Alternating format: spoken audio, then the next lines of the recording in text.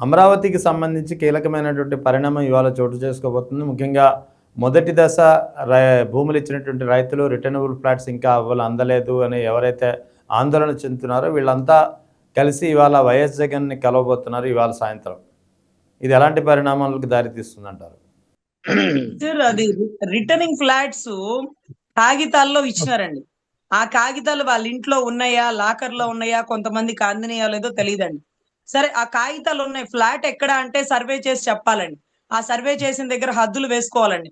సరే, అక్కడ హద్దులు కూడా వేసుకొని సర్వే చేసినప్పటికీ అక్కడ ఇల్లు కట్టుకునే పరిసరాలు పరిస్థితులు ఎప్పటికి వస్తాయండి? అక్కడ రోడ్లు లేవు, కరెంట్లు లేవు, షాపింగ్ మాల్ లేవు, సినిమాలు లేవు, లేకపోతే అసలు నైతిక అవసరాలు లాంటివి ఏవైతే హాస్పిటల్స్ లేవు. మరి అక్కడ ఏం వస్తాయండి? అంటే ఎప్పుడు ఆ రోడ్లు ఇప్పుడు మాకు జడ్జి బిల్డింగ్స్ కట్టినారండి. మేమేమనుకుంటామంటే ఓపెన్ గా, అయ్యా వర్షాకాలం దాటిన తర్వాత జడ్జిలు ఎవరన్నా ఉంటే అదేంటది గృహప్రవేశం లాంటివి చేసుకోండి. ఎందుకంటే వర్షంలో నీటి మట్టం ఎంత వస్తుందో, ఎంత వరకు మునుగుతుందో, లేకపోతే ఎంత వరకు హైట్ లేపాల్సి వస్తుంది, ఇదంతా కూడా వర్షం తర్వాత మనం అంచనా వేసుకోవాలి. ఇంతవరకు జడ్జిల ఇంటికే కంప్లీట్ కొన్ని అయినాయి, కొన్ని మళ్ళీ వెళ్లాల్సి వస్తుంది, ఎప్పుడు వెళ్తారో కూడా తెలియదండి. సో అవి ఎంత లెక్క మునుగుతున్నాయి అర్థం కాల. కొన్ని కొన్ని తోడే కొద్ది నీళ్లు వస్తున్నాయి. ఎలాంటి వాడు నేను ఇక్కడ కన్స్ట్రక్షన్ కట్టనన్నాడు. Sivaramakrishna committee, hyper committee, select committee, ఇన్ని కమిటీలు వేసినారు. శివరామకృష్ణ కమిటీలో పొందుపరుచుంది ఇది ఎప్పటికైనా నీటి మట్టంలో ఇబ్బంది పడే పరిస్థితే. సాయిల్ టెస్ట్ గాని, అక్కడ ఉండే వాటర్ అనాలిసిస్ గాని, ఎంత లోతులో నీరు ఉంటుంది కానీ, పర్యావరణ పొల్యూషన్ బోర్డు గాని, ఇవన్నీ కూడా నీట మునిగే పరిస్థితులు ప్రదేశాలే అని నిర్ధారిస్తే ఇక్కడే రాజధాని కావాలంటారు, ఇంకా కూడా కావాలంటారు. కట్టిన వాటికి లేకపోతే శంకుస్థాపన చేసిన వాడికి ఇంతవరకు డెవలప్మెంట్ లేదయ్యా అంటూ ఈ రైతులు ఆయన దగ్గరికి రావడం జరుగుతుందండి. మరి అంటే ఒక్క రాజధాని విషయంలో మాత్రం జగన్ గారు చాలా దృఢమైన నిర్ణయంతో ఉన్నారు. ఇది ఆయనే కాదు, నేనే కాదు, ఎవరు కట్టలేని పరిస్థితి. అలా కట్టలేనప్పుడు ఎందుకు 4 మాయ మాటలు చెప్పి అమాయకమైన రైతుల్ని మోసం చేస్తారు? మనం చేయలేము. 3 లక్షల కోట్లు పెట్టాలా?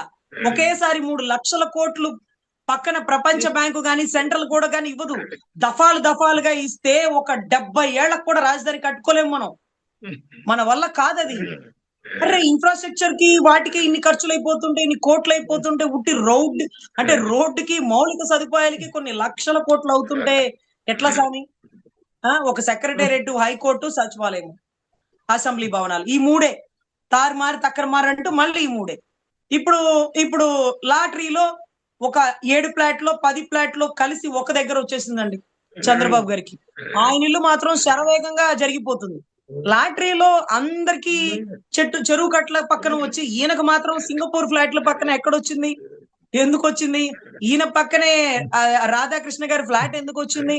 ఇప్పుడు రాజధాని రైతుల్లో వారి సామాజిక వర్గం వాళ్ళలో అనుమానాలు తలెత్తినాయండి. అంటే వీళ్ళు మన సామాజిక వర్గమేనని మనం పెంచి పోషిస్తుంటే వాళ్ళు మాత్రమే డెవలప్ అవుతున్నారు, మనల్ని వెనక్కి తన్ని నెట్టేస్తున్నారు. అప్పట్లో కూడా ఇదే రాజధాని అని తెలంగాణలోంచి ఎంతో మంది వచ్చి డబ్బులు పెట్టి ముందే ఇన్వెస్ట్మెంట్ చేసేసుకున్నారండి. అప్పుడున్న మూమెంట్ లో మంచి రేట్లు వచ్చినాయి. చాలా మంది తెలివిగా మళ్ళీ జగన్ గారి ప్రభుత్వం వస్తుంది అని అంచనా వేసి అప్పుడున్న రేట్లకే కొంతమంది అమ్మేసుకున్నారండి. అప్పుడు అమ్ముకోని వాళ్ళు ఈ రోజు 5 కోట్ల భూమి 50 లక్షలకు కూడా కొనేవాళ్ళు ఎవరు లేరండి. ఈ రియల్ ఎస్టేట్ అడ్డంగా పడిపోయిందండి. ఒక కానిస్టేబుల్ బందోబస్తుకు వచ్చిన కానిస్టేబుల్ కి పాము కరిస్తే దగ్గరగా తీసుకెళ్లే హాస్పిటల్ లేక అక్కడే ప్రాణాలతో పోరాడి చనిపోయిన పరిస్థితి అండి. అంటే ఒక రక్షక భటులకే రక్షణ లేని పరిస్థితుల్లో సాధారణ ప్రజలు ఎటు పరిగెడతారండి? ఏదన్నా ఇప్పుడు మీకు కష్టం వచ్చిందంటే మీరు వెళ్ళిపోతారు, తెలంగాణ హాస్పిటల్స్కి వెళ్ళిపోతారు, ట్రీట్మెంట్. మీ పిల్లలు అక్కడక్కడే చదువుకుంటారు. నిన్నటి రోజు అనుకుంటా అండి, దేవాంశు ఒక అద్భుతమైన ఇంగ్లీషు మాట్లాడారు. ఏదో డైనోసార్ గురించో దేని గురించో చాలా గొప్పగా తప్పట్లు కొట్టి యూట్యూబ్ లో అప్లోడ్ చేసినారు. మనలో కూడా ఒక తెలుగు మీడియం అంటే ఒక ఇంగ్లీష్ మీడియం బిడ్డ, ఒక గవర్నమెంట్ స్కూల్ ఒక అమ్మాయి ఉంది చూడండి, ఆ పాప, ఆ అమ్మాయి ఇంగ్లీష్ లో మాట్లాడితే బెండపూడి స్కూల్ అయితే ఆ పాప ఎంతో అద్భుతమైన ఇంగ్లీష్ మాట్లాడిందండి. సో దాన్ని ఎగతాళి చేస్తూ ఎన్ని ట్రోలింగ్స్ వచ్చినాయండి. సో ఇవన్నీ ఎలా ఉంటదంటే, అంటే మీరు మాట్లాడితే గొప్ప, అవతలోళ్ళు మాట్లాడితే తప్ప అనే పరిస్థితికి వస్తుందండి. ఆ ఆడబిడ్డని, పసిబిడ్డని, చదువుకునే 10th క్లాస్ చదువుకునే పిల్లని ట్రోలింగ్స్ చేశారండి. గవర్నమెంట్ స్కూల్ పిల్లల్ని విమానాలు ఎక్కించి విదేశాలకు తీసుకెళ్లి అక్కడ స్పీచ్లు ఇప్పించిన గత ప్రభుత్వంలో జరిగినటువంటి అద్భుతాలు ఏ రాష్ట్రంలోనూ కూడా జరగవండి. ఏ రాష్ట్రంలోనూ కూడా జరగవు. గత ప్రభుత్వంలో వచ్చినటువంటి 17 మెడికల్ కాలేజీలు అనుభవజ్ఞులైనటువంటి పక్క రాష్ట్ర ముఖ్యమంత్రులు కూడా తీసుకురాలేనివ్వండి. 4 పోర్ట్లు కంప్లీట్ చేసి పూర్తి చేసి జరుగుతూ ఉన్న పరిస్థితులండి. 10 ఫిషింగ్ హార్బర్లు జరుగుతున్న పరిస్థితులండి. కొన్ని కంప్లీట్ అయిపోయిన పరిస్థితులు. సో వీటన్నిటికంటే మించి 2 లక్షల ఉద్యోగాలు ఏ రాష్ట్ర ముఖ్యమంత్రి 5 సంవత్సరాల టైంలో 2 సంవత్సరాలు కరోనా పోతే 3 సంవత్సరాల్లో ఏమి అద్భుతాలు చేయగలుగుతారండి? ఆ 2 సంవత్సరాల్లోనే ఉద్యోగాలు ఇచ్చేసినట్టు. సచివాలయం సిబ్బంది, వాలంటీర్ సిబ్బంది వీళ్ళందరూ రావడం వల్ల కరోనాని చాలా అద్భుతంగా ఎదుర్కొన్నామండి. చాలా అద్భుతంగా ఎదుర్కొన్నాం. సో అందులోనూ బెస్ట్ గా సర్వేకి రీసర్వే చేసిన దాంట్లోనండి బెస్ట్ అవార్డు కూడా వస్తే ఆ అవార్డు తాలూకా డబ్బులు పెమ్మసాని చంద్రశేఖర్ గారు తీసుకున్నారండి. అలా మీ భూములు సర్వే చేసేసి మీకు ఒరిజినల్ డాక్యుమెంట్స్ ఇవ్వరు, ఇది పలానాది అది ఇది అని చెప్పారండి. అది సెంట్రల్ ప్రాజెక్ట్, మనం తెచ్చింది కాదు. దాంట్లో గొప్పగా రీసర్వే చేశాము, అన్ని రాష్ట్రాలకెల్లా ఆంధ్ర రాష్ట్రం ముందుంది అని ఒక ప్రైజ్ మనీ లాంటిది ఇస్తే దాన్ని అందుకుంది ఈ పెమ్మసాని చంద్రశేఖర్ గారు. కనీసం గత ప్రభుత్వంలో చేసిన రీసర్వే అండి బాగా చేసినారని చెప్పడానికి కూడా మాట రాని పరిస్థితి. మరి ఇప్పుడు మీరు ఆ పథకాన్ని తీసేయాల్సింది. ఆ రీసర్వేలో ఏదో గ్యాంబ్లింగ్ జరిగిపోతున్నాయని మీరు అప్పట్లో ప్రచారం చేసినారు కదా, ఇప్పుడు తీసేయాల్సింది బాగుండేది. ఊరుకుంటారా? అది సెంట్రల్ ప్రాజెక్ట్. సో ఇలా ప్రతి పనిని బురద జల్లే పరిస్థితే కానీ చేసిన గొప్ప పనులు చెప్పుకోలేని దౌర్భాగ్య పరిస్థితి అయితే నెలకొరిందండి. సో ఎనీవే పొన్నం గారి మాటలు గాని, కవిత గారి మాటలు గాని మరి ఎవరు స్పందించాలి? రాష్ట్ర ముఖ్యమంత్రి వర్యులా, డైరెక్ట్ గా రాష్ట్ర ఉప ముఖ్యమంత్రి వర్యులా? ఈ రోజు తెలంగాణలో పెట్టబోయే నవనిర్మాణ సభ దేనికి అంకురార్పణ? కొత్తగా పార్టీ అక్కడ స్థాపిస్తున్నారా? మళ్ళీ అక్కడ కూడా కూటమిని ఆవిర్భావం చేస్తారా? అంటే చంద్రబాబు గారో లేకపోతే బీజేపీనో లేకపోతే మళ్ళీ పవన్ కళ్యాణ్ గారు కొత్తగా కూటమి అక్కడ ఏర్పడబోతుందా? దీనివల్ల కాంగ్రెస్ కో లేకపోతే కేసీఆర్ గారికో వాళ్ళ కూతురు పెట్టే పార్టీకో ఇబ్బందికర పరిస్థితులు ఉన్నాయా? మరి ఎలా ఎదుర్కొంటారు? ఆ సభకు ఎందుకు పర్మిషన్ రాలా? విగ్రహానికి వచ్చిన పర్మిషన్ పవన్ కళ్యాణ్ గారు పెట్టుకునే సభకు ఎందుకు రాలా? అంటే దీంట్లో చంద్రబాబు గారి హస్తం కూడా ఉందా? అంటే చంద్రబాబు గారి హస్తమా సైకిలా? ఆయన హస్తం ఎంతవరకు ఉంది? రేవంత్ రెడ్డి గారు ఎదుర్కొంటున్న ప్రశ్నలకి సమాధానాలు ఎవరు చెప్పాలి? అంటే జీవన్ రెడ్డి గారు చెప్పినట్టుగా ఇంకా కూడా తెలంగాణకి ఆంధ్ర రాష్ట్ర కమ్మటి సువాసనలే వెదజల్లుతున్నాయి కాబట్టి మేము ఇక్కడ దూరంగా ఉంటాం అన్నటువంటి భావజాలం ఎటువైపుగా ఆలోచించాలి? సో ఎనీవే చూడాలండి రానున్న కాలంలో ఏం మార్పులు సంభవించబోతున్నాయో ఎవరి వలన. మేడం ఎలా చూడాలి? తెలంగాణ నవనిర్మాణ సభ పేరిట పవన్ కళ్యాణ్ చేసిన ప్రయత్నం పోలీసులు అనుమతి ఇవ్వలేదు, బెడిసి కొట్టింది. అసలు ఇక్కడికి వచ్చి ఆయన సభ పెట్టాల్సినటువంటి అవసరం ఏంటి? ఇది ఆంధ్ర తెలంగాణ భావోద్వేగాల్ని రెచ్చగొట్టడం కాదా అనేది ఇప్పుడు ప్రధానమైనటువంటి ప్రశ్న. ఇదే ప్రశ్నను పొన్నం ప్రభాకర్, అటు కల్వకుంట్ల కవిత వంటి నాయకులు రేస్ చేసినటువంటి పరిస్థితి. సార్ ఏదైతే నిన్నటి రోజు ఎన్టీ రామారావు గారి విగ్రహమే అమీర్పేట సెంటర్ లో వెలిసింది అంటే పవన్ కళ్యాణ్ గారి సభ పెట్టుకోవడానికి పర్మిషన్ ఇవ్వకపోవడం ఏంటండి? అంటే విగ్రహాన్నే ఇది ఆంధ్ర వాళ్ళు, ఇది తెలంగాణ వాళ్ళు, వీళ్ళ విగ్రహాలు ఉండకూడదు అంటూ తెలంగాణ ఉస్మానియా యూనివర్సిటీ స్టూడెంట్ గాని, తెలంగాణ సాయుధ కొంతమంది తెలంగాణ పోరాట సమితి గాని వీళ్ళందరూ కూడా ప్రశ్నిస్తున్నారు. అదే విగ్రహాన్ని పెట్టేసినారు. రేవంత్ రెడ్డి గారు స్వయాన కాంగ్రెస్ పార్టీ ముఖ్యమంత్రి వచ్చి ఎన్టీ రామారావు గారి విగ్రహాన్ని ఆవిష్కరించడమే కాకుండా అంబేద్కర్ గారు, ఇందిరాగాంధీ గారు, తర్వాత ఎన్టీ రామారావు గారు, ఈ 3 విగ్రహాలు ఒక ప్రతిష్టాత్మక అంటూ కలిపేసినారు. అంటే అది కాంగ్రెస్, ఇది తెలుగుదేశం, ఈ రెండింటినీ కలిపేసి పులిహోర చేసేసి అన్నిటినీ ఒక దగ్గర పెట్టేసి ఆయన ఇచ్చిన స్పీచ్ చూస్తే చాలా ఆశ్చర్యకరం. అంటే నేను ఒకటే చెప్తున్నానండి, పవన్ కళ్యాణ్ గారి మీటింగ్ కి పర్మిషన్ లేదా అంటే విగ్రహానికే వచ్చినటువంటి పర్మిషన్ ఆ రాష్ట్ర ముఖ్యమంత్రి ఒకవేళ పక్క రాష్ట్ర ముఖ్యమంత్రి చెప్తే అక్కడికి వచ్చి ఆవిష్కరించినాడేమో. కానీ ఈ రోజు పవన్ కళ్యాణ్ గారి మీటింగ్ కి పర్మిషన్ లేకపోవడం ఏంటి? అంటే చంద్రబాబు గారు చెప్తే రేవంత్ గారు పర్మిషన్ ఇచ్చేవాళ్ళు కదండి, ఎందుకు ఇవ్వలేదు? చంద్రబాబు గారు ఎందుకు చెప్పలేదు?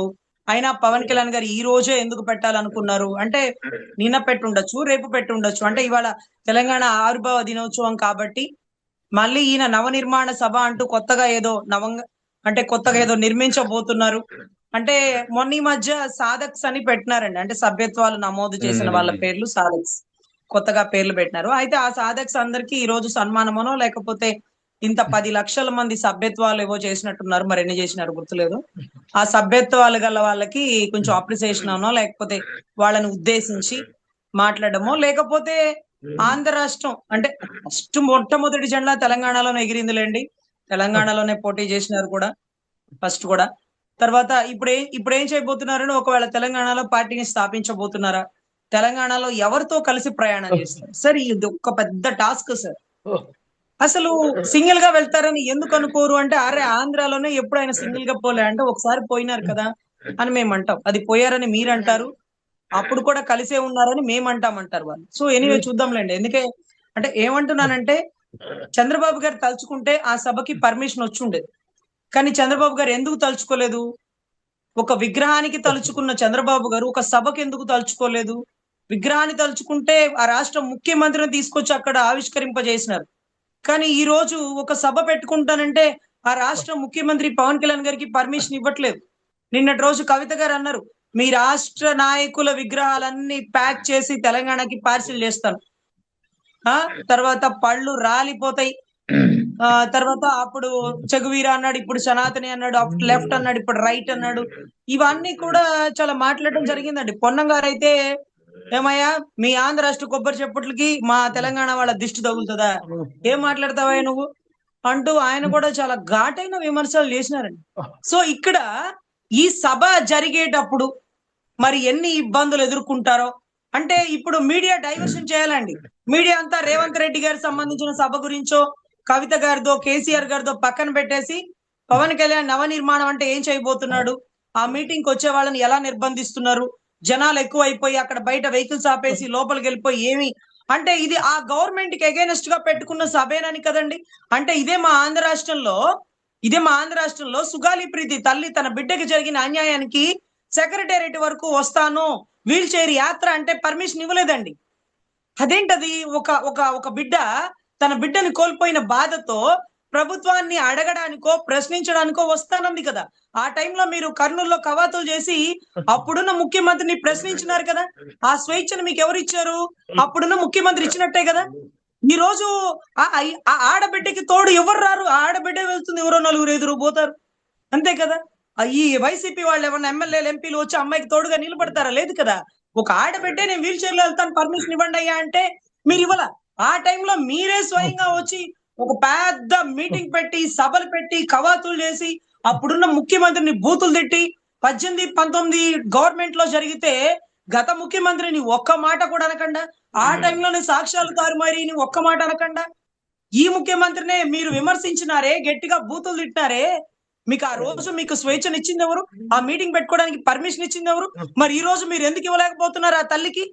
ఆ తల్లి బయటకు వచ్చి వీల్ చైర్ లో వస్తే ఏం చేయగలుగుతుంది? కానీ ఆ మాత్రం స్వేచ్ఛను కూడా ఇవ్వని మీరు ఈ రోజు తెలంగాణలో సభ పెట్టుకుంటానంటే మీకు పర్మిషన్ రావట్లే. ఏమవుతుంది? సభ మీ ఇష్టం. మీరు ఏం పెట్టుకుందాం అనుకున్నారు? ఆ గవర్నమెంట్ కి అగెనెస్ట్ గా అక్కడ ప్రభుత్వాన్ని ఫామ్ చేయాలనే కదా అనుకుంటున్నారు.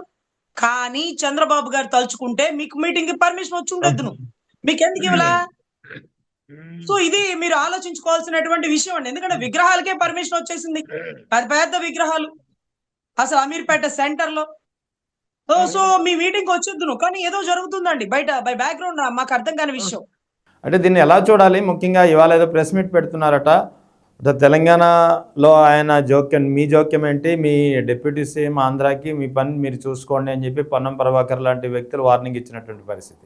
సార్ ఇవాళ ఆయన ఇల్లో మరి ఆఫీసో తెలియదండి, ఆ గచ్చిబౌలిలో ఉంటదట, అక్కడ పెడుతున్నారు సభ. అంటే పెద్ద సభకి పర్మిషన్ ఇవ్వలేదు కాబట్టి వాళ్ళ ఆఫీస్ లో మీటింగ్ లో ఆ మీటింగ్ కెపాసిటీ అంటే ఎంతమంది అక్కడ సీట్ ఆక్యుపేషన్ ఉందో, ఎంతమంది రాగలరో, వాళ్ళందరికి ఏమి దిశానిర్దేశం చేస్తారో ప్రెస్ మొత్తం కవర్ అవుతది కాబట్టి ఈ రాష్ట్రంలో తెలంగాణ ఆవిర్భావంలో తెలంగాణ ఏదైతే ఎంతమంది ప్రాణార్పణ చేసినారో వాళ్ళ గురించి మాట్లాడడం పక్కన పెట్టి ఈ రోజు నవనిర్మాణ సభ గురించి డిస్కషన్ జరుగుతుందేమో. అందులో ఈవినింగ్ 8 కేదో అన్నారండి మీటింగ్. మీడియా మొత్తం అటెన్షన్ అక్కడే పెట్టేస్తుంది. మా తెలంగాణలో మీరు మీటింగ్లు ఏంటి, ఈ టైంలో మీ అటెన్షన్ ఏంటి?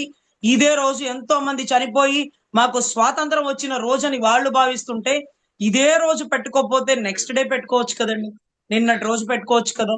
ఏమో ఆయన కూడా గొడవలకి రేకెత్తే పర్సన్ లాగా ఇదే టైంలో చేయకపోతే ముందో వెనకో పెట్టొచ్చు కదండి. అంటే పోటా పోటీ నువ్వెంత అంటే నేనెంత అని మాట్లాడుకుంటే గొడవ పెద్దదైపోతుంది. గొడవ పడే వాళ్ళేమి శత్రు దేశస్తులు కాదు. పాకిస్తాన్ వాళ్ళే కాదు. మన వాళ్ళే. మన మన మూలాలు కూడా అక్కడే ఉన్నాయి. మనం వాళ్ళతో కొట్లాడడం ఎందుకు? కన్వీనియంట్ గా పెట్టుకుంటే సరిపోతది కదా! మనం ఏమని పోట్లాడుతాం? ఈరోజు తెలంగాణలో పొన్నం గారు, కవిత గారు వీళ్ళందరూ మిమ్మల్ని విమర్శిస్తున్నారు. మీరు అక్కడే మొదట నిలబడ్డారు. మీ అంకురార్పణ అక్కడే.